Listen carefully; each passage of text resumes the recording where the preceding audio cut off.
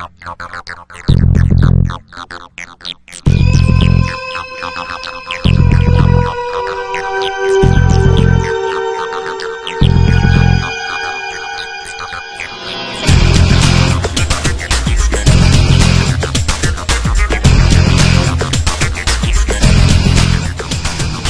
there traders, thanks for joining me for this free video from thestockpanda.com. I'm sure glad you could join me. So what we do every weekend here is take a look at the indices. As we prep for a brand new week of trading, we know that the indices have their important levels. We know that those are going to have a heavy influence on how individual stocks behave. And so this is really where the trading week begins. Where are we? What are the conditions like? What are the key levels to be watching? And so here we go. Last week we did see very minor gains in the indices, with the Russell being, I believe, the only exception among the four that we're going to review, as you know, everything just kind of saw tiny lifts to the upside. So for example, the NASDAQ was up about 8 points.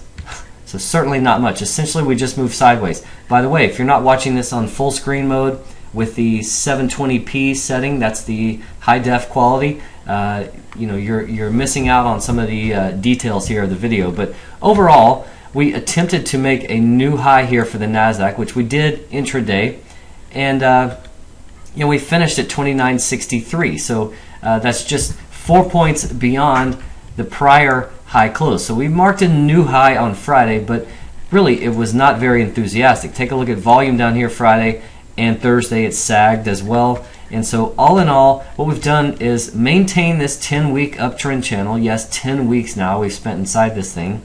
And you know, whereas a couple of weeks ago we had approached the upper end of this, price has still lifted since then, but not at the same pace as this channel. So what's happened is price has moved laterally here within this channel, and now we've got some room to lift within the channel without really violating it.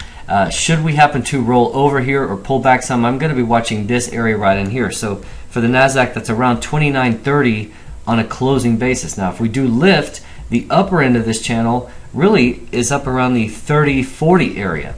So we've got some room to run here within the channel if we continue to keep it intact. So we'll just continue to see what takes place. Now for the S&P, all eyes are right here on this 1370. Let me zoom out. It's from May 2nd of 2011. If you'll recall, that was a Monday.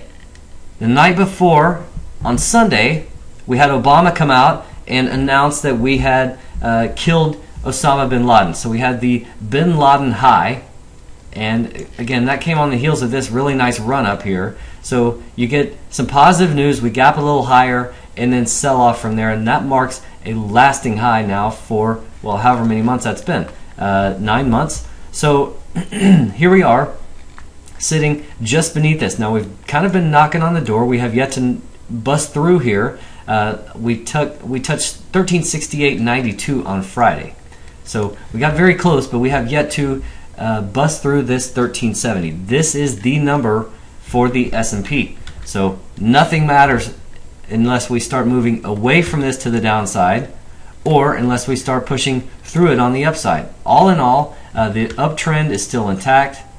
We're still working our way higher. It's still kind of a lackluster rally here that's still very much in place, but for now, 1370 is the number to be watching. We've got the Dow, which obviously pushed through its 52-week high, and that's now turned into some support. But again, this index has yet to really accelerate as well. So Friday we saw a pretty narrow range day.